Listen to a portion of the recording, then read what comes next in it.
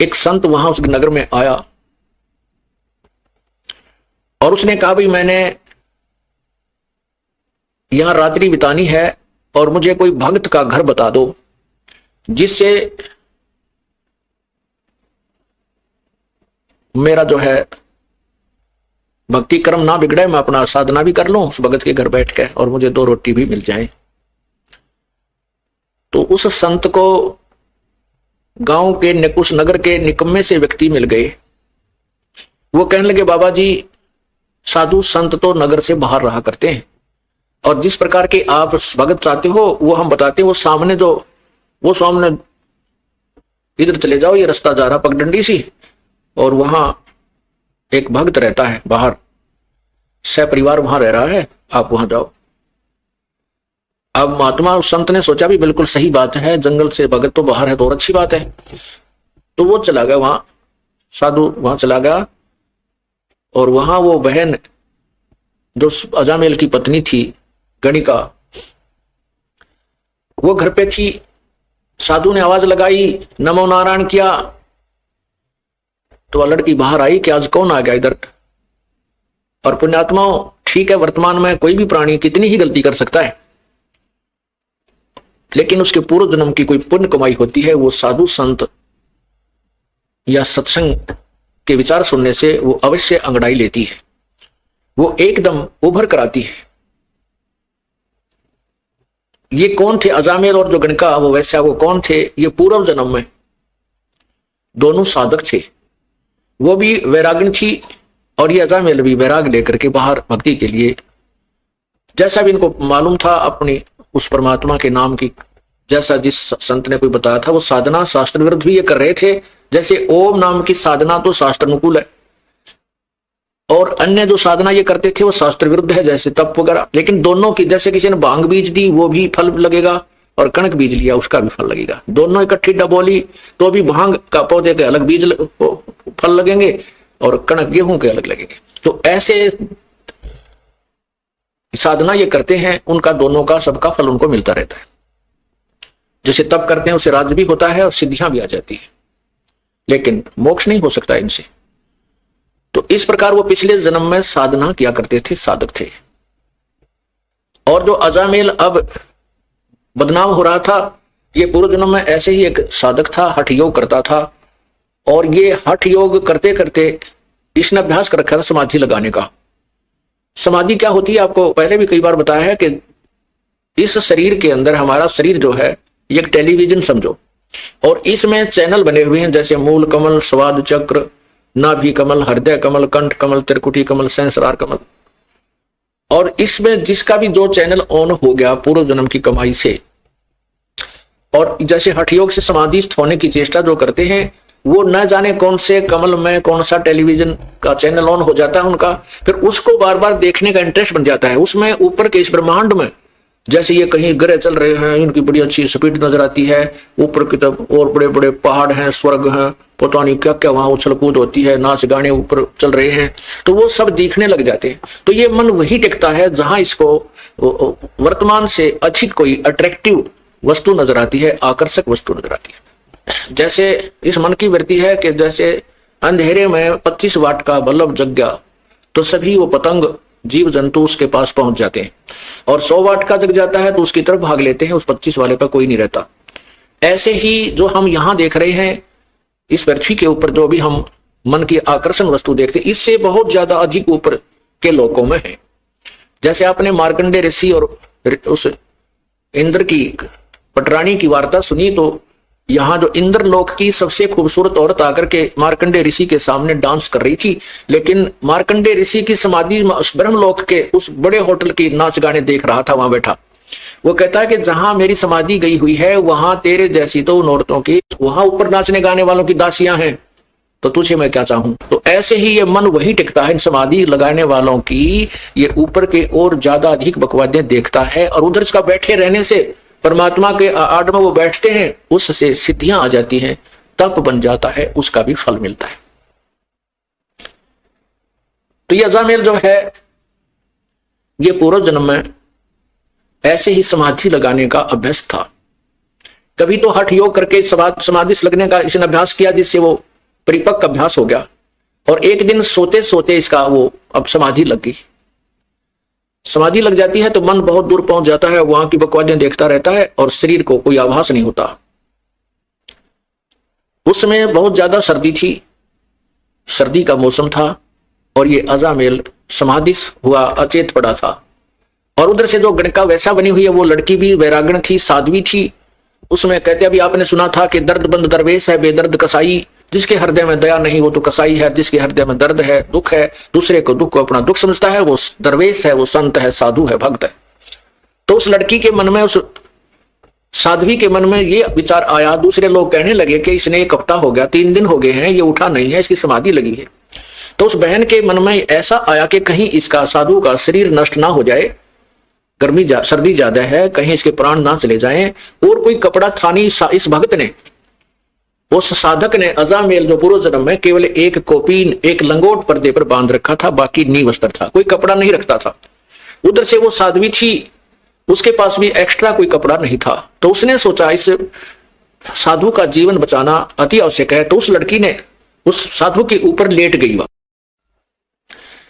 उसके जीवन रक्षा करने के लिए, अपने शरीर का ताप देने के लिए वो बहन उस भगत के, समाधि लगाए हुए भक्त के यानी उस अजामेल के शरीर के ऊपर लेट गई। अब लेट गई तो वो गर्म, शरीर गर्म हुआ। कुछ देर के बाद उसके वो जो ऊपर ड्रामा ड्रूमा देख रहा था वो खत्म हुआ। जब वो वापस आया से एकदम शरीर से बाहर, तो ये तपस्वी जो होते हैं ये ततैये बन जाते हैं, भेड़। ये नहीं देखते तुम किसको डस रहे हो, जरा सा हाथ लगते जैसे भेड़ डंक लगा देती है, सर्प डंक लगा देता है, ऐसे बन जाते हैं, ये सिद्ध बन जाते हैं इन साधनाओं से। जो ही उस संत, उस भक्त की आंखें खुली, समाधि टूटी, अपने ऊपर एक स्त्री को लेटे हुआ देखा, तो उस जन्म में तो ये ऐसा साधक था कि स्त्री को टच भी नहीं करना से अपना धर्म भंग समझता था।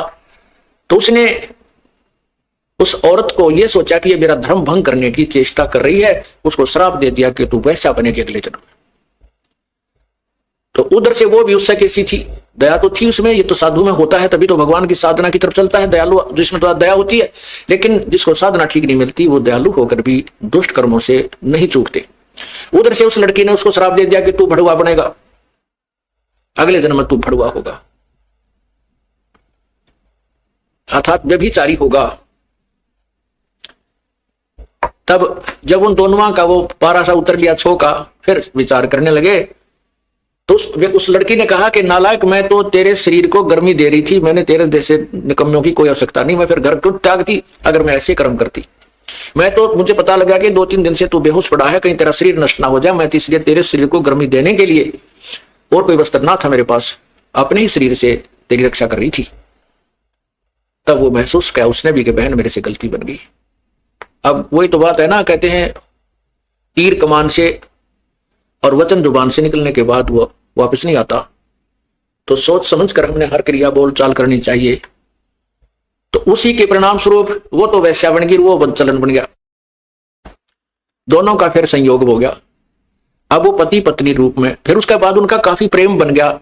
जैसे जब उन्होंने पता लगाया था कि उस भक्त ने भी पता लगा कि तू कुर्बान थी, तेरा शरीर की रक्षा की, तो उनका आपस में बहुत ज्यादा लगाव बन गया, आपस में प्रेम बन गया, एक दूसरे ममता बन गई।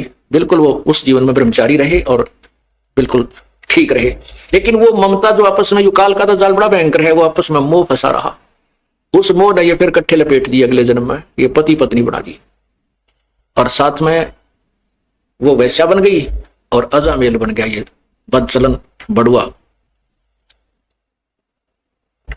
अब वो साधु वहां संत पहुंचा उसके द्वार पे, तो वो लड़की जो गणका बड़ी हुई थी वो एकदम बाहर आई कि हमारे द्वार पर नमो नारायण करने वाला कौन आ गया। तो गाली देने वाले तो बेसिक आ जाते थे, और आज ये परमात्मा का नाम उच्चार करने वाला कौन आ गया। एकदम वो बाहर आई और कहते हैं पिछले जन्म की जो साधना की हुई होती है वो भक्त आत्मा मनुष्य जीवन से जब आते हैं तो शीघ्र भक्ति पर लग जाते हैं। चाहे वह कितने ही दुराचार करता है, चाहे कितने ही वो विकार करता है, शराब पीवे, मांस खावे, चाहे तम्बाकू सुल्फा पीता है, वो पिछले जन्म का जो मनुष्य शरीरधारी प्राणी होता है और पिछले जन्म में कुछ भक्ति की हुई होती है और वर्तमान में कुसंगत में फंस जाता है, वो तुरंत त्याग देता है उन बुराइयों को और परमात्मा की भक्ति में उसी प्रकार सपीडता लग जाता है। अब उस भक्तनी ने बाहर आते ही ऋषि के चरण दिए और कहा हमारे कौन सा पुण्य उदय हुआ, हमारे द्वार पर साधु संत आए हैं, आओ जी बैठो जी। अब साधु ने संत ने सोचा भी कति ठीक ठिकाना आ गया तो बहुत भगवान आत्मा मिल गई और बहुत ही अच्छे भक्त मिल गए। अब अंदर जब पहुंचा तो उसने एक चारपाई थी जिसी घर पे, वो उस पे बिछा दिए सुंदर कपड़े धोए धाए। साधु बैठ गया दच के उस चारपाई के बीच में। दोपहर के बाद का समय था, 2-3 बजे 4 बजे, और वो अजामेल गया हुआ था जंगल में शिकार खेलने, शिकार लेने के लिए। कोई मर्ग, कोई पशु पक्षी मार के लिया करता डेली, और हाथ काट के शराब पिया करता वहां जंगल में बना करके मदिरा। तो वो आया, उसने क्या कर रखा कि कंधे पे लठे और लठ के अंदर एक वो टांग रखा हिरण मार के, और आते ही वो पटक दिया आंगन में। जड़ महात्मा बैठे थे उसके साथ में ही, और पटक, जब नो ना देखा महापुरुष बैठा सामने, उसने आते ही दुखी सा हो रहा था, कहा ले भगवान तो सारा दिन में एक कप आया, सारा दिन लग गया, एक ही मर्ग मिला, बड़ी मुश्किल से हाथ लगा। अब जब उसने वो मर्ग वहां पटकिया तो साधु की नजर गई, भाई खुड़का हुआ कौन बोला। जब उस संत ने देखा रहे तो भाई कुकर्मी आदमी है, कौन आ गया इनके भक्तनी के घर में, मांस यो मर्ग मार रखा है इसने। तो उस लड़की से पूछा बेटा यू कौन है, कौन आ गया तेरे घर में। वो कहने लगी जी भगत जी आपका, ये आपका सेवक है। बाबा जी ठा लिया जोड़ा, जब गलत जगह आ गया भाई तू तो ये किसा सेवक मर्ग मार के ला रहा। तो फिर उसने देखा कि तो संत था आया हुआ है आज तो तुम्हारे दरबार पे। अब उसके अंदर भी जो पूर्व जन्म की भक्ति थी वह जागृत होगी। परमात्मा कहते हैं कबीरा दर्शन संत के परमेश्वर आवे याद, और लेखे में वाह हेगड़ी बाकी का समय बाद। तो उसी समय उस अजामेल ने भी पैर पकड़ दिए और उस बहन ने भी, उसकी पत्नी ने, और कहने लगे महाराज हमारे द्वार से आप नो मत जाओ, हम पहले पापी आत्मा और आप जैसे महापुरुष हमें कोई सदुपदेश नहीं देंगे, हमारा कोई रास्ता मार्गदर्शन नहीं करेंगे तो हम बुराई कैसे छोड़ेंगे। वो बोला मैंने छोड़ दो जल्दी, बस मेरे साथ तो मजाक कर दिया किसी ने, मैं गलत आ गया यहाँ पे। तो उन दोनों ने बहुत याचना की कि नहीं साधु, नहीं महाराज आपने ऐसे नहीं जाना चाहिए, हम बुरे हैं भले हैं आप ही के तो हैं, आप हमें कुछ शिक्षा दीजिए ताकि हमारी बुराई छूट सके।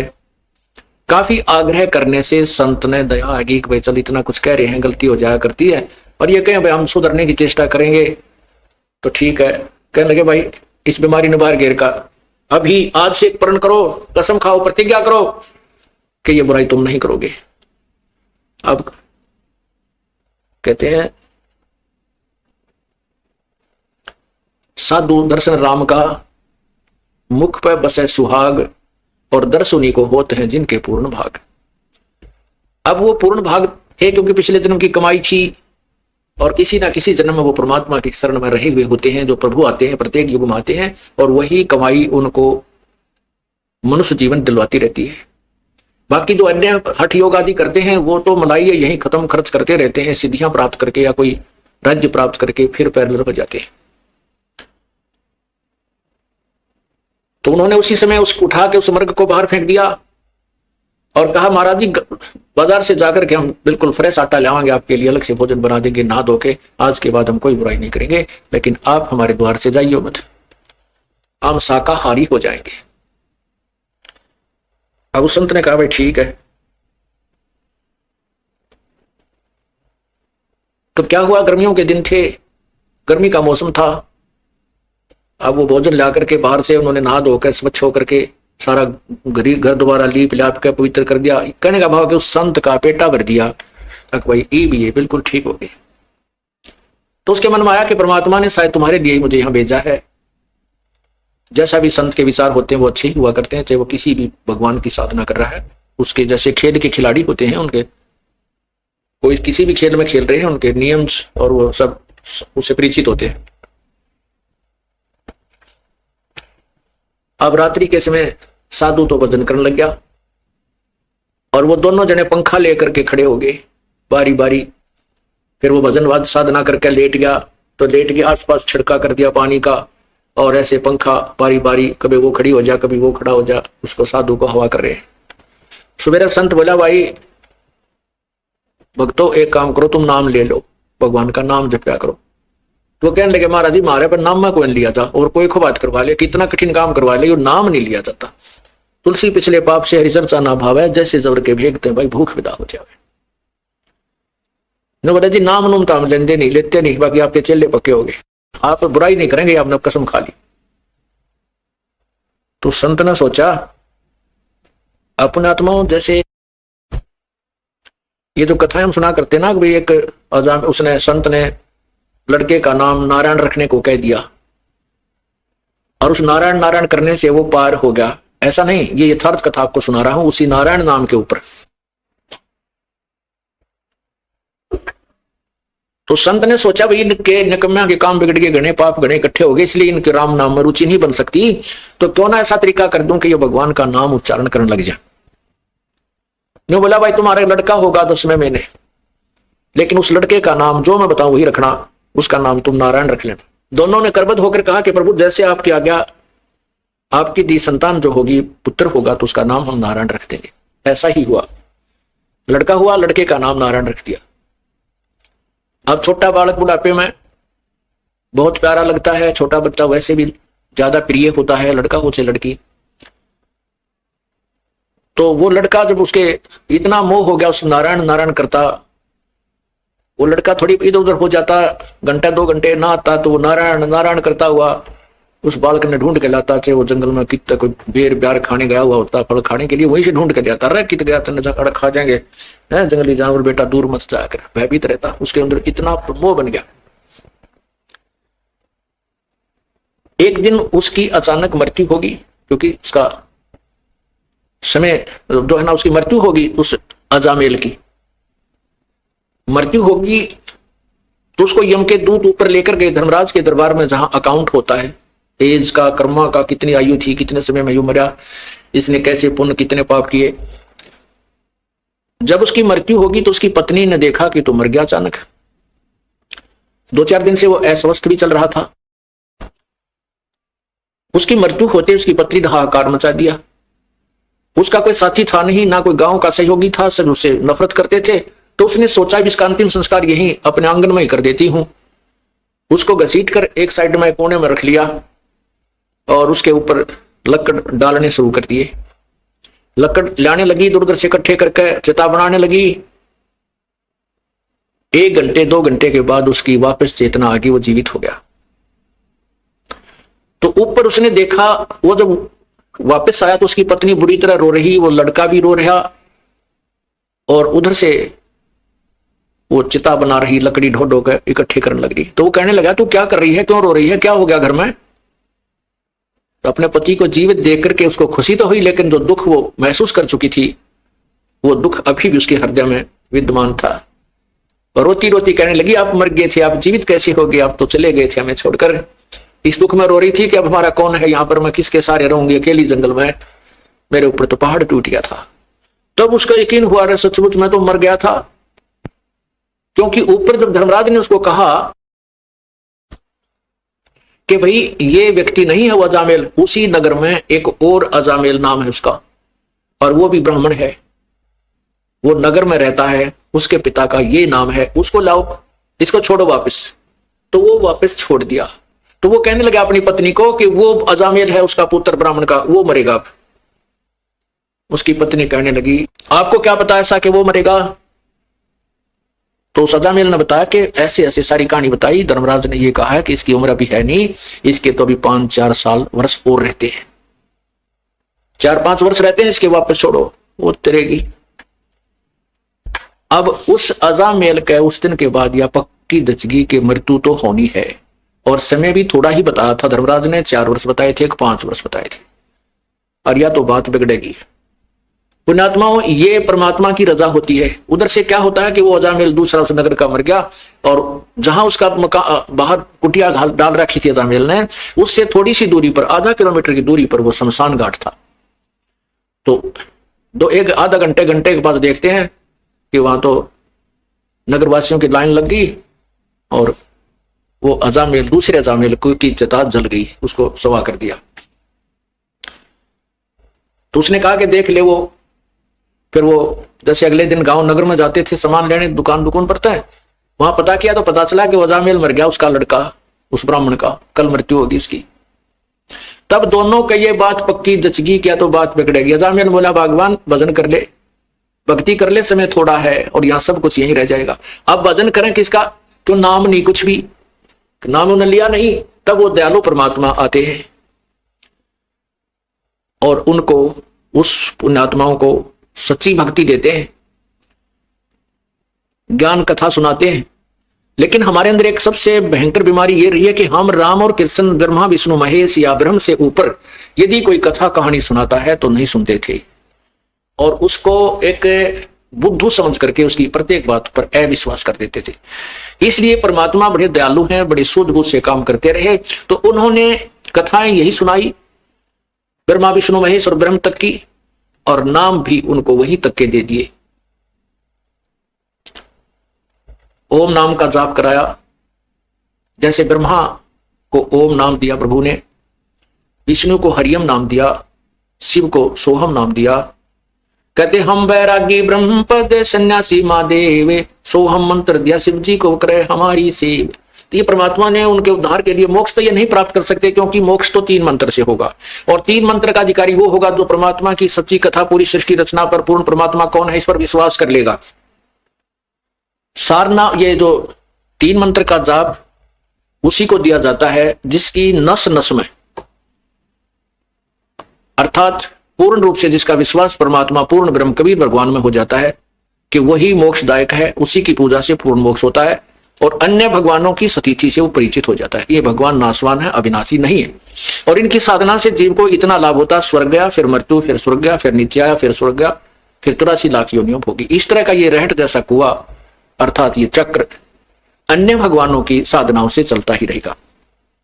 पूर्ण परमात्मा की भक्ति से पूर्ण मोक्ष होगा। तो इसलिए परमात्मा जैसे पहली बार आए, ब्रह्मा को ओम नाम दिया, क्योंकि वो वेदों में ओम नाम से दृढ़ था कि इसके अतिरिक्त कोई मंत्र नहीं है। तो उसका नाम भी, उस नाम का जाप भी पूर्ण संत से लेकर ही किया जाए तो ही लाभ होता है। इसलिए विष्णु जी को हरियम जाप दिया, विष्णु और लक्ष्मी दोनों को, सावित्री और ब्रह्मा को ओम दिया, और शिव को और पार्वती को यही मंत्र दिया। क्योंकि तत्व ज्ञान है, धीरे धीरे समझ में आएगा आपको। अभी तो हमने केवल ये कथाएं सुन रखी थी, छोटी मोटी कथाएं थी, या संतोषी माता के व्रत की कथा सुन रखी थी, और ये कथा हम नहीं सुन पाए थे, और पूर्ण परमात्मा के बारे में तो हमें परिचित थे। तो तत्व ज्ञान का धीरे धीरे समझ में आएगा कि ये मंत्र कहाँ काम करते हैं, कैसे करते हैं, कैसे राहत देते हैं। तो इस प्रकार फिर वो अजामेल पूर्ण परमात्मा आए और उनको आकर के फिर मंत्र दिया अजामेल और उस लड़की को। उन्होंने फिर उस भय से, उस डर से साधना की कि झूठा संसार है, ये जब यहीं छोड़ जाएंगे और समय बहुत कम रह गया है, और भक्ति नहीं की तो वहां यम के दूत ऐसे पीट रहे थे, ऐसे डाल रहे थे नरक में, कोई नहीं सुन रहा था, उठा उठा कर फेंक रहे थे, हाहाकार मचा था। तो कई ऐसे जो व्यक्ति हैं नास्तिक टाइप के, या ज्यादा चतुर मानते हैं अपने आप को, वो कहते हैं कि ये कथाएं जस्ती नहीं, कि भगवान के घर में भी धोखा लग जाता है क्या, कि मरना किसी को होता है, मार कोई दिया जाता है। भगवान के घर में कोई धोखा नहीं लगता। ये तो उन व्यक्तियों के ऊपर रहम होता है, उनके लिए गोल्डन चांस देता है परमात्मा, जो पुण्य आत्मा गणी होती है, उन्हीं को ऊपर दिखा करके वापस छोड़ दिया जाता है, कि ताकि ये यहाँ की यथार्थता को पहचान कर फिर संसार को आसार समझ के अपना काम बना ले, भक्ति में दृढ़ हो जाए। उन पर विशेष कृपा होती है। तो जैसे अजामेल और गणका पर विशेष, उस अजामेल पर विशेष कृपा हुई कि उसको वो सारा ऊपर का दिखा करके झंझट और वापस छोड़ दिया। फिर उसको भय बन गया, उसको चिंता बन गई, तब उसका अजामेल और गणका वो दोनों विमान में बैठ करके स्वर्ग गई। इसमें क्या बताया है, सुनो महात्म नाम का मुजरे चलवाई, अजामेल गणका तेरे और सदन कसाई।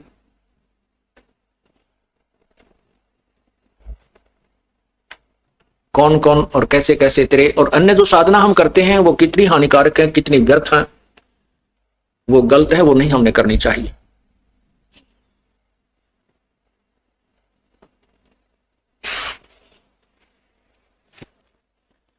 भजन करो उस रब का जो दाता है कुल सबका, भजन करो उस रब का जो दाता है सब कुल सब का,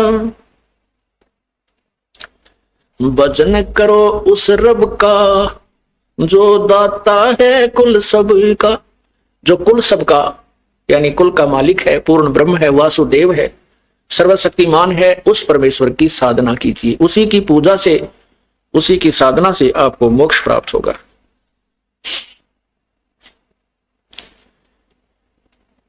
भजन करो उस रब का जो दाता है कुल सब का, भजन करो उस रब का जो दाता है कुल सब का। बिना भजन भय मिटे न जम का, समझ बूझ रे भाई, सतगुर नाम दान जिन दीना या संतों ठहराई।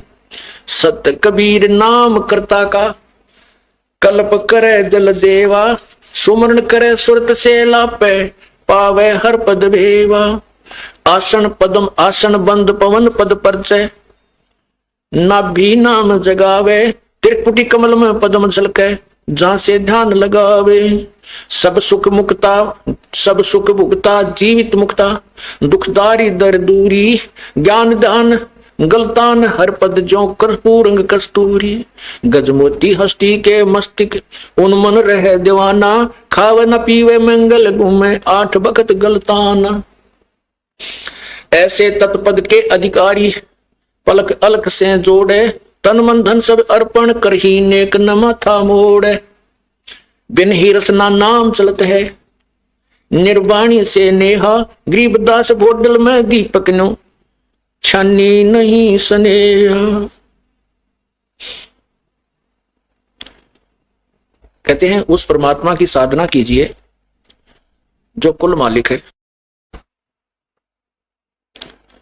उसकी साधना के लिए क्या बताते हैं कि बिन ही रसना नाम चलत है, उस निर्वाणी से नेहा, मोक्ष मार्ग के आपका पूर्ण रूप से प्रीति जुड़ जाए, उसके अंदर आपका विशेष प्रेम लग जाए पूर्ण परमात्मा में।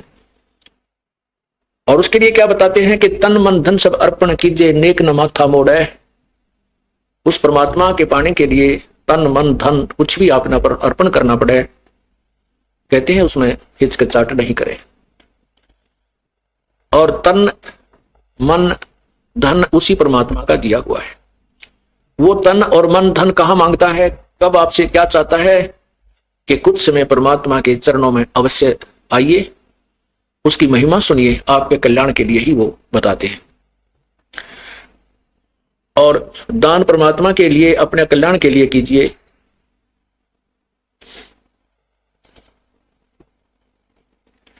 यही तन मन धन अर्पण करना होता है। तन मन धन अर्पण कीजिए, नेक न माथा मोड़े, अर्थात परमात्मा के भक्ति के लिए, परमात्मा के सत्संग माने के लिए दान धर्म और भक्ति भजन करने में आनाकानी नहीं करे। इसी को तन मन धन अर्पण करना बताया।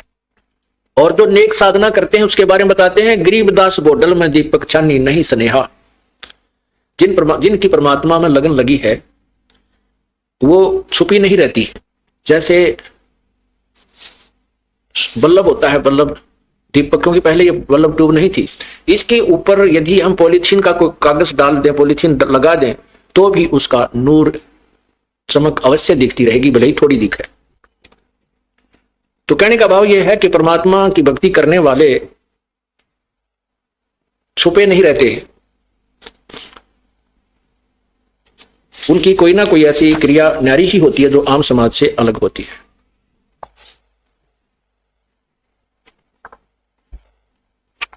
अब जो आम साधना हम करते हैं उसके बारे में बताते हैं। ग्रीम पत्थर पुजारी जीव हैं ये कलयुग के लोग, या बाण कुटिल छूटे नहीं लाग्या दीर्घ रोग। ये पत्थर पुजारी जीव हैं ये कलयुग के लोग, और ये बाण कुटिल या आदत बूंदी पड़गी या छूटे को नींद पे। पत्थर पुजारी जीव हैं ये कलयुग के लोग, या बाण कुटिल छूटे नहीं लाग्या दीर्घ रोग। ग्रीब साधों से ती मस्करी और चोरों संग खुशाल, कौड़ी गए पल्लू बंध्या डार दिया नगलाल।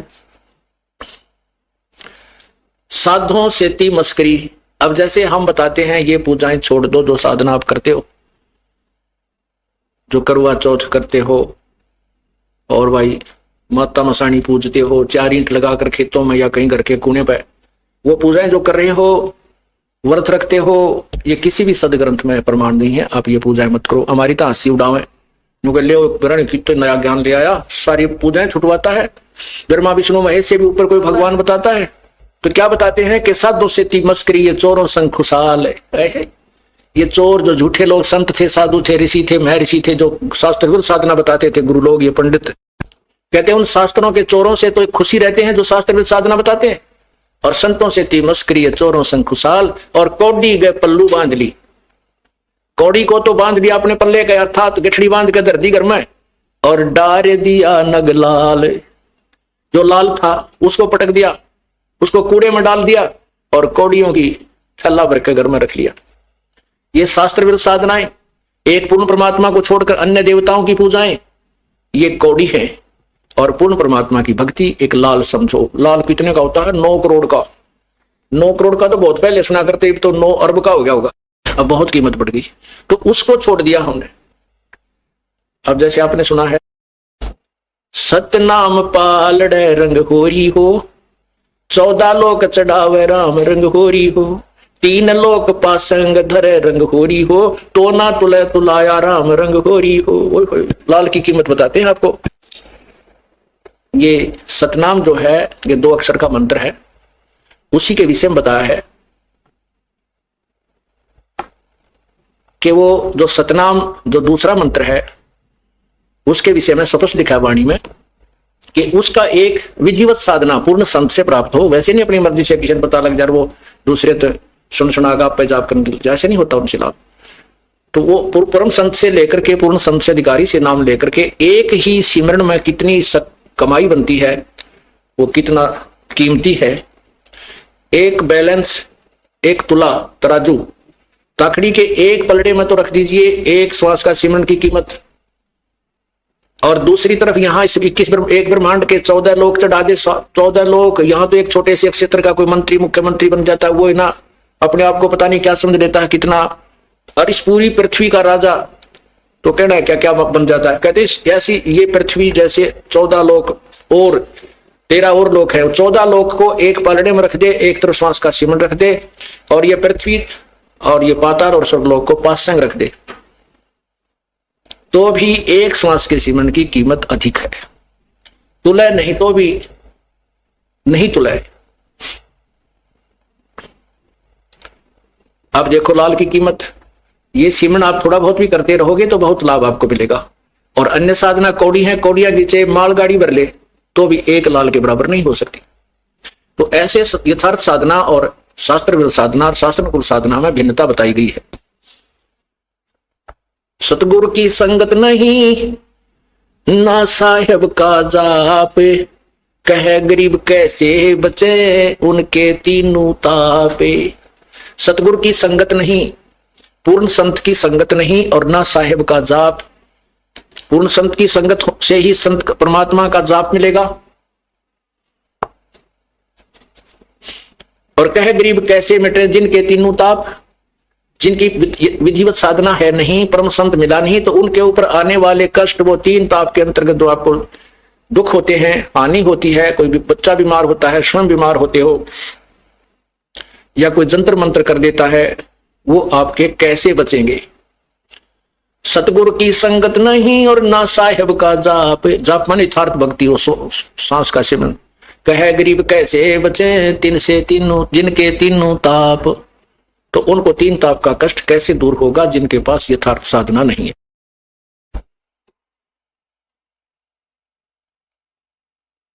साकट नगरी ना बसो हाना लग से हन से, प्रगट कै समझाऊं हूं चंदन के डिगबन से।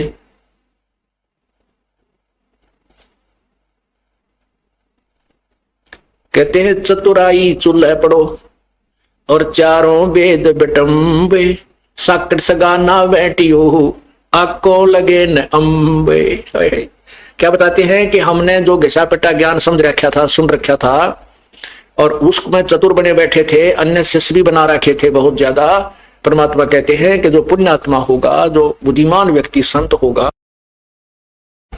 और भक्त होगा, वो उस चतुरता को नहीं ध्यान में रखता जो स्वयं चतुर बनकर के दुनिया को गुमराह कर रहा था। और सच्चा मार्ग जब मिल जाता है तो क्या कहते हैं, चतुराई चूल्हे पढ़ो ये चारों वेद बिटम्बे। चारों वेदों में भी पूर्ण ज्ञान नहीं है, इनकम्प्लीट नॉलेज है। और जब चारों वेदों के इंक्लूड और आगे की तो वेदों में लिखा है कि हम पूर्ण ज्ञान नहीं जानते, कोई संत बताएगा, वो संत मिल जाता है और फिर भी नखरे करता है, फिर भी अपनी चतुराई दिखाना चाहता है। कहते बुद्धिमान व्यक्ति वहां क्या विचार करे कि चतुराई चूल्हे पढ़ो और ये चारों वेद बिटम्ब। साकट सगा ना भेंटियो आंबों लगे आंखों लगे न अम्ब। पुण्यात्माओं, परमात्मा की एक एक वाणी पर हम गहराई से विचार करेंगे तब इस खेल में सफल होंगे। हम तभी इस भगवान के गेम में, भगवान प्राप्ति के इस मार्ग में सफल होंगे। क्या बताते हैं कि साकट सगा ना भेंटियो, कोई ऐसा रिश्तेदार भी ना मिला परमात्मा हमने जो साकट हो, और चाहे वो कितना धनवान हो चाहे गरीब हो, साकट सगा ना मिलवाना परमात्मा। आंख के आम नहीं लगते, आंख के पौधे के आम नहीं लगते, डोडे लगते। रत्न जड़ाऊ मंदिर है लख योजन उस्थान, साकट सगा ना भेंटियो चाहे हो इंद्र समान।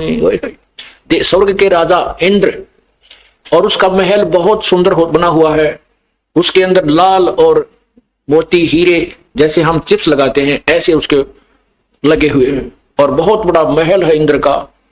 कहते हैं हमारा रिश्तेदार जो भगवान से विमुख है, परमात्मा में जिसकी रुचि नहीं है, उसका चाहे लाख योजन में तो उसके पास मकान हो, स्थान हो, लाख योजन, एक योजन 4 कोस का, और एक कोस 3 किलोमीटर की, एक योजन 12 किलोमीटर का, 12 लाख किलोमीटर में कहे उसका महल बनाओ, इतना उसके पास स्थान हो। 10-20 एकड़ जमीन को छोड़ो, कहते हैं जिसकी 12 लाख किलोमीटर में उसका स्थान हो, उसके पास इतनी जमीन हो, और उसके महल में चाहे रत्न जड़ रखे हो, और साकट सगा ना भेंटियो चाहे हो इंद्र समान। हमने वो गरीब रिश्तेदार हमारा अच्छा है जो परमात्मा विश्वास रखता है।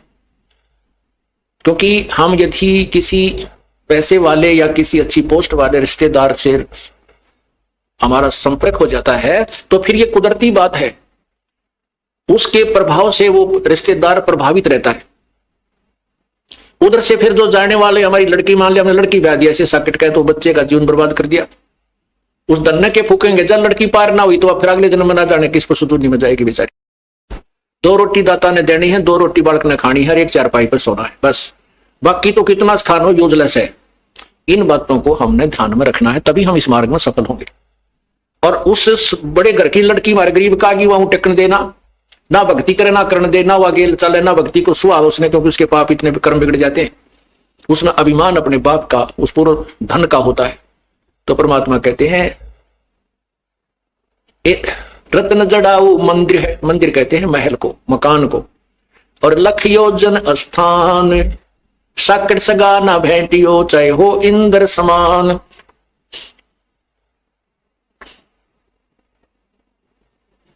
साकट चारों वेद हैं, साकट 12 पंथ है, और साकट पंडित पीरे हैं ये ही जम के दंत। साकट चारों वेद हैं, क्योंकि जिनमें कंप्लीट नॉलेज नहीं है वो भ्रमित कर रहे हैं, तो वो हमारे जीवन से के लिए सफल नहीं है। और ये चारों वेदों में भी केवल ब्रह्म तक की जानकारी है, बाकी ज्ञान प्रभु का जरूर दिया है, लेकिन उसकी पाने की विधि नहीं है। इसलिए चाहे हम वेदों अनुसार कितनी साधना कर लें और ब्रह्मलोक में पहुंच जाए तो भी वहां अपने पुण्य को समाप्त करके 84 लाख योनियों में आएंगे। और 5वां वेद जो है जिसमें पूर्ण ज्ञान है वो सवसम वेद है, वो परमेश्वर कबीर जी की वाणी है, और साथ में उन संतों की अमरवाणी जो परमात्मा से परिचित हुए थे, और उन्हीं की कृपा से उन्होंने अपने जो है ना वो गवाह तैयार किए थे कबीर परमेश्वर ने, कि आने वाले समय में ये संत, इनकी वाणी, इनकी वचन मेरा गवाही देंगे कि ये संत कबीर परमात्मा पूर्ण ब्रह्म है जो काशी में जुलाहा बनकर आए थे। जैसे आदरणीय नानक साहिब जी ने परमात्मा प्राप्त हुए, बेई नदी में डूबने का बहाना करके प्रभु उनको अदृश्य करके सतलोक लेकर गए, फिर उनको वहां सब व्यवस्था से परिचित करा करके वापस छोड़ा। उसके बाद नानक साहिब ने संसार को आसार मान लिया, नौकरी भी त्याग दी परमात्मा की प्राप्ति करने के लिए, कि वो काशी में बताते हैं पृथ्वी पर आया हुआ है। तो बनारस पहुंचे, और बनारस में वहां जुलाहे का कार्य करते हुए, धान का काम करते हुए देखा उस परमेश्वर को, तब कहा था फाई सूरत मुल्क की वेश ए ठगवाड़ा ठगी देश खरा सियाना बोलते बार ये धानक रूप रहा करतार। लोगों ये धानक रहा, ये रहा करतार, ये भगवान रहा। तो ऐसे ही गरीबदास साहिब जी को, ऐसे ही दादू साहिब जी को, ऐसे मुल्कदास साहिब जी को, ऐसे गीसा साहिब जी को, ऐसे ही धर्मदास साहिब जी को परमात्मा ने अपनी सतीथि से परिचित कराया था और अपने गवाह बनाए थे। और आज इन महापुरुषों को पूरा विश्व मानता है कि इनको भगवान मिला था। ये क्या बता रहे हैं कि वो कबीर मिला था। नानक साहिब की वाणी में 24 पृष्ठ पे आपको यही पढ़ने को मिलेगा, धानक रूप रहा करतार। 721 पृष्ठ पे लिखा है कि हक्का कबीर माने सत कबीर, अर्थात उस पूर्ण परमात्मा का नाम सत कबीर। कबीर है वो धानक रूप में दुल्हा बनकर काशी में आया था, वही पूर्ण परमात्मा है। साकट चारों वेद हैं, ये साकट 12 पंथ, ये 12 पंथ। उन 12 पंथों के विषय में आपको परमेश्वर का सार संदेश अध्याय 15 में पढ़ने को मिलेगा, जो कबीर सागर में प्रमाणित है कि उन 12 पंथों में एक ये गरीबदास पंथ भी है। और इस गरीबदास पंथ के तक ये 12 के 12 पंथ ये यथार्थता से परिचित नहीं है, महिमा कबीर जी की ही गाते हैं। कबीर जी को ही वाणियों का, कबीर साहब की वाणियों को ही प्रमाण देकर के अपने पंथ चलाए हुए हैं, लेकिन इन 12 पंथों में कोई भी मोक्ष प्राप्त नहीं करेगा। अब आपको कुछ भक्तों के अनुभव सुनाएंगे, ध्यान से सुनना, ये बार बार समय नहीं मिलता बच्चों। या एक एक अक्षर आपका बड़ा कीमती बहुमूल्य है जो भगवान आपको यहाँ लाए हैं। यहाँ आना कोई बच्चों का खेल है, बगैर परमात्मा की रजा से आप इधर मुंह भी नहीं कर सकते। स्पेशल है आपको, चाहे कुछ भी कारण बनाया, चाहे दुखी करा चाहे सुखी करा, आपको ऐसे स्थान पर लाकर बैठा दिया। अब चर्चा सुना करो, एक एक शब्द को ऊपर विचार किया करो। आप सुनिएगा वो भक्तों का अनुभव। बहन जी नमस्कार। नमस्कार सर। क्या नाम है आपका? भक्तमती सरला। कहाँ से आए आप? मंडी हिमाचल प्रदेश से। संत रामपाल जी महाराज से नाम दीक्षा कब लिया आपने? सितंबर 2011 में सर। आप हिमाचल प्रदेश से बिलोंग करते हैं, आपने संत रामपाल जी महाराज से नाम दीक्षा कैसे ली? सर मेरे भगत जी ने टीवी में गुरु जी का सत्संग देखा, फिर उसको देखने के बाद उन्होंने ज्ञान गंगा पुस्तक हरियाणा से मंगवाई हिसार से, फिर उसको पढ़ के हम 1 महीने के बाद हिसार चले गए। संत रामपाल जी महाराज की कौन सी बात आपको ऐसी लगी कि आपको लगा कि ये कुछ अलग बात है और आपको लगा कि हाँ मुझे यही बातें बताने वाला संत चाहिए? हाँ जी, उनकी मर्यादाएं, शास्त्रों के अनुसार ज्ञान, ये सब देख के उनकी मर्यादाएं, नियम, उनको देख के और शास्त्र के अनुसार उन्होंने जो ज्ञान बताया उसके आधार पर हमें लगा कि नहीं वही परमात्मा है जिनकी हमें तलाश थी। इस हिंदुस्तान में हजारों धर्मगुरु हैं, कि आपको नहीं लगता कि और भी बहुत सारे धर्मगुरु हैं जो शास्त्रों के अनुसार भक्ति बताते हैं? नहीं जी, बिल्कुल लगता, क्योंकि हमने पहले भी नाम दीक्षा ली हुई थी परमहंस संत से, तो वहाँ हमें कुछ नहीं ऐसा मिला जो हमें सुख नहीं था। हम दुखी थे, हमें देवी देवता की भक्ति भी करते थे, किसी से हमें कोई सुख नहीं मिला जी, ना आर्थिक ना मानसिक। संत रामपाल जी महाराज से नाम दीक्षा लेने के बाद आपको क्या लाभ हुआ? बहुत लाभ मिले सर, बहुत लाभ, जिनकी हमें गिनती नहीं कर सकते। ठीक है ना सर, इतने लाभ मिले कि उस दिन से हम इतने सुखी हैं। जो हम पहले बाद में सोचते हैं वो पहले हुआ पाया जाता है। संत रामपाल जी महाराज से नाम दीक्षा क्यों लेनी चाहिए?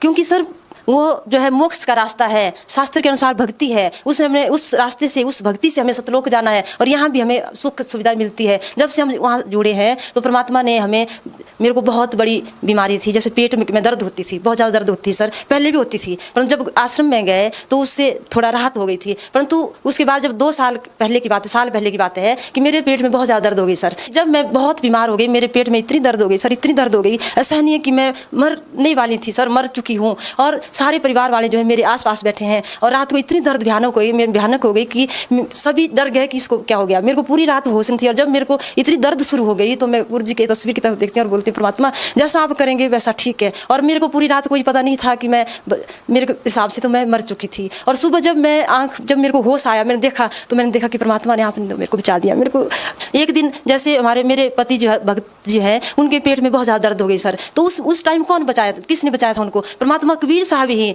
दर्शन दे के जो है उनको बिल्कुल जीवित कर दिया, मरे हुए को जी। और बात दूसरी ऐसी है कि हमारे घर में जैसे नया मकान बना था, उसके पीछे एक दीवार थी और 8 फुट लंबी दीवार थी सर, और हम दोनों ही 4 बजे सुबह रात को जैसे नित्य सुबह लगाया था, तो हम भक्त जी पहले चले गए, फिर बाद में मैं भी चली गई। तो जब वो पीछे खोद रहे थे, दीवार के नीचे झुके हुए थे, तो मैंने टॉर्च पकड़ी हुई थी सर, और उस पूरी दीवार 7-8 फुट जो है भक्त जी के सिर पे आ गई सर, और उनको कुछ नहीं हुआ। जो दीवार पक्की थी उनके सिर पे आ गई और मैं घबरा गई और मैंने बोला देखो ये क्या हो गया, परंतु और परमात्मा के नित्य में लगा हुआ था और वो दीवार ऐसी जैसे फूल की तरह, वो उनको कुछ नहीं हुआ, एक जख्म तक नहीं आया सर। और मेरे चारों तरफ से टांगों के पास आसपास पत्थर गिर गया और भगत जी को मैंने ऐसे किया, एक ऐसे इशारा किया जैसे मान लो उन्होंने गुरुजी ने जो है उनको पकड़ के पीछे कर दिया है, और दीवार फिर उसके बाद सारी ही जब वो पीछे हटे तो नीचे गिर गई सर। और मेरे टांगे बिल्कुल सुरक्षित, उन्होंने सोचा कि इसकी टांगे बस टूट चुकी है, परंतु मेरी टांगे बिल्कुल भी खरोच तक नहीं आई सर। और वो परमात्मा का ही चमत्कार है जो मरे हुए को जिंदा करते हैं। उस दिन हमारी निश्चित मौत थी सर,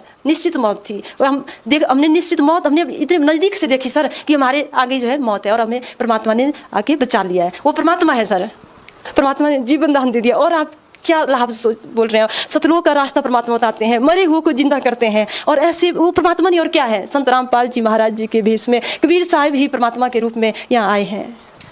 बहन जी, जो विवाहित महिलाएं होती हैं उनके लिए सबसे बड़ी समस्या ये होती है कि वो स्वयं तो स्वस्थ होती है, लेकिन जो उनके पति होते हैं वो किसी न किसी प्रकार का नशा करते हैं और उसकी पूरी लाइफ को बर्बाद कर देते हैं। महिला का पूरा जीवन कष्टमय बीतता है। लेकिन जब हमने संत रामपाल जी महाराज के समर्थकों से बात की तो उनका कहना था कि जो भी संत रामपाल जी महाराज से नाम दीक्षा लेता है वो कोई भी किसी प्रकार का नशा करता है वो छूट जाते हैं। इस प्रकार के कोई अनुभव रहे हैं कि आपके पति भी कोई इस प्रकार का नशा करते थे और संत रामपाल जी महाराज से नाम दीक्षा लेने के बाद उन्होंने नशा छोड़ दिया हो? सर नशा तो नहीं करते थे, वो तो पहले से ही परमात्मा की शरण में, मतलब परमात्मा ने पहले से ही बख्श रखा था। ऐसे संतों के पास लगे हुए थे कि नशा तो पहले बचपन से नहीं करते थे सर। और परंतु ऐसा कि हम दुखी बहुत थे, मानसिक रूप से दुखी थे, शारीरिक रूप से दुखी थे, रोग थे, बीमारियां थी, परंतु जब से गुरु जी की शरण में गए हैं तो बीमारियां उस दिन से बिल्कुल नहीं है। बच्चे बीमार नहीं होते, बच्चे बीमार होते हैं दंडवत करते हैं, गुरु जी की चरणामृत लेते हैं और तभी ठीक हो जाते हैं। आपने हिमाचल प्रदेश से दूर हरियाणा में संत रामपाल जी महाराज से नाम दीक्षा ली। क्या हिमाचल प्रदेश में साधु संतों की कमी थी जो आपने संत रामपाल जी महाराज से नाम दीक्षा ली? सर साधु संत तो बहुत फिरते हैं, बहुत साधु संत हैं, परंतु साधु संत का मतलब ऐसा नहीं है कि वो परमात्मा जैसी ऐसी भक्ति नहीं दे रहे हैं, शास्त्र के अनुसार हमें वो ज्ञान नहीं दे रहे हैं, हमें कोई ज्ञान नहीं हो रहा है, तो वो ऐसे ही बकवास करते हैं। तो उनके कहने पे हमें कुछ नहीं मिल रहा है, सुख नहीं मिल रहा है, कोई शांति नहीं है, कोई धार्मिक हमारी कोई जो ज्ञान है, जो सतलोक का रास्ता वो नहीं हमें मिल रहा है, तो ज्ञान हमारे पास नहीं है, हमारे पास हमें सुख नहीं है, तो हमें उन साधुओं से क्या लेना है। ऐसा भी सुनने में आता है कि संत रामपाल जी महाराज के आश्रम में महिलाओं के बाथरूम के अंदर कैमरे लगे थे, महिलाओं को दूध से नहलाया जाता था, और भी बहुत सारी ऐसी बातें सुनने को मिलती है। आप संत रामपाल जी महाराज से जुड़े हुए हैं, आपने संत रामपाल जी महाराज को बहुत ही नज़दीकी से देखा है, जाना है, आप इन आरोपों के बारे में क्या कहना चाहेंगे? परमात्मा ऐसी बात नहीं है सर, आपने जो सुना है वो बहुत गलत है, क्योंकि हम आश्रम में रहते थे सर, वहाँ ऐसा कुछ नहीं था। जो आपने मेरे से क्वेश्चन पूछा उससे मैं बहुत दुखी हूँ, इसलिए दुखी हो रही हूँ, क्योंकि ऐसा कुछ नहीं था। जो गुरुजी के आगे जो गुरुजी को आरोप लगाए, जो ऐसे कि ऐसा था, ऐसे कैमरे थे, ऐसा कुछ नहीं था सर। वो बिल्कुल झूठ बोल रहे हैं, मीडिया वाला जो भी बता रहे हैं वो बिल्कुल झूठ है, ऐसा कुछ नहीं है। वो तो परमात्मा है, वहाँ सब कुछ फ्री मिलता था, वहाँ कोई कैमरे नहीं लगे थे सर। हम तो जाते थे, महीने में 2 बार भी जाते थे, 3 बार भी परमात्मा कृपा करते थे। ऐसा नहीं है, ऐसा नहीं है। क्या आपके साथ आपके पति, आपके बच्चे भी जाते थे?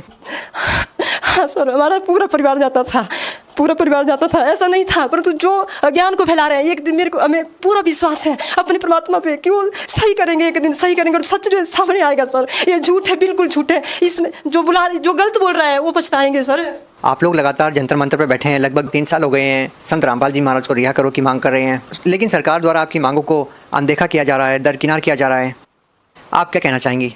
सरकार को चाहिए कि वो जो गुरुजी के ऊपर इतने झूठे केस लगाए हैं उनको वापस ले, सीबीआई जांच करा, हमारे गुरुजी को जल्दी जल्दी बाहर करें। आपके हिमाचल प्रदेश से भी बहुत से ऐसे व्यक्ति हैं जो संत रामपाल जी महाराज के आश्रम में मौजूद थे और उनके ऊपर भी दहेजचोरी जैसे आरोप लगे और उनको भी जेल में डाला गया। क्या कहना चाहेंगे आप उन लोगों के बारे में? क्या उन्होंने ऐसा कोई कार्य किया जिनके लिए उनको जेल में डाला जाना चाहिए? नहीं सर, कुछ नहीं किया था। वो तो आश्रम में बैठे थे। जब अपने आंगन में अपने घर में बैठा है कोई, तो कोई दूसरा आके अगर कोई हंगामा कर दे, कोई गोली बारूद कर दे, तो गलती घर में बैठे की नहीं है। घर में तो बैठा है आदमी, तो सब बैठते हैं अपने घर में। तो अगर कोई आगे से आ रहा है और अपने हमला कर रहा है और हम हाथ जोड़ के खड़े हैं, तो गलती किसकी है? प्रशासन की गलती है। परंतु फिर भी प्रशासन को क्या कर रहा है? प्रशासन जो है अपनी गलती को नहीं मान के हम लोगों के जो ईमानदार लोग हैं, जो परमात्मा ने बताया कि अगर आपको कोई मारता है तो आपने हाथ जोड़ के उसके आगे नतमस्तक होना है, आपने हाथ नहीं उठाना है। हम गाली तक नहीं दे सकते सर, हमारी इतनी मर्यादा है। परमात्मा ने बताई हमें, तो परमात्मा ने यहाँ सतलोक की तरह हमें बहुत सुख दिया है। परंतु उन्होंने ऐसा हमारे ऊपर अत्याचार किए सर, वो बहुत गलत है, बहुत ही गलत है सर। लाखों की तादाद में अभी भी श्रद्धालु संत रामपाल जी महाराज से जुड़ रहे हैं, लेकिन कहीं ना कहीं मीडिया की खबरों का असर लोगों के जहन में है कि कुछ ना कुछ तो सच है ही। अगर 100% नहीं है तो 10-20% तो है ही। तो आप लोग उन लोगों को कैसे समझाएंगे? मैं उन लोगों को, हम जैसे गांव-गांव में सर, शहर में, हर डिस्ट्रिक्ट में, हर जिले में प्रचार कर रहे हैं कि ज्ञान गंगा का प्रचार है, उस ज्ञान गंगा को पढ़ो और सच्चाई जानो। सच्चाई एक दिन सामने आएगी। सारा मीडिया झूठ बोल रहा है, कोई भी एक भी बात गलत, एक ही बात जैसा ही नहीं है, सब झूठ पे झूठ बोला जा रहा है। आखिर आप लोगों का क्या स्वार्थ है कि आप लोगों को समझाते हैं, शहर शहर जाकर आप प्रचार करते हैं, ज्ञान गंगा की पुस्तक बांटते हैं, आपको क्या मिलता है? क्या आपका स्वार्थ है? आप मीडिया के सामने भी इंटरव्यू दे रहे हैं, शहर शहर जाके किताबें बांट रहे हैं, यहाँ तक कि आप लोगों के विरोध का भी सामना करते हैं। तो आप लोग इतना संघर्ष कर रहे हैं, आप लोगों का क्या स्वार्थ है इसमें? हमारा कोई स्वार्थ नहीं है सर। बगैर स्वार्थ के लिए आज के दिन कोई व्यक्ति काम करता ही नहीं है। हाँ जी, आप ठीक बोल रहे हैं, क्योंकि आजकल ऐसा ही माहौल है। अब हर स्वार्थ के बिना जो व्यक्ति कोई कुछ नहीं करता, परंतु परमात्मा ने हमें ज्ञान दिया है। ये ज्ञान सही है, क्योंकि हम पता नहीं कितने असंख्य जन्म से भटकते हुए आ रहे हैं। पूरे मानव समाज जो है भटकते हुए आ रहा है। अगर उनको सही संत की हमें पहचान हो चुकी है कि परमात्मा इस धरती पे आए थे, हम उनको भी समझाना चाहते हैं कि वो भी परमात्मा का ज्ञान समझे और गुरु जी की शरण में आए। बहुत बहुत धन्यवाद। सच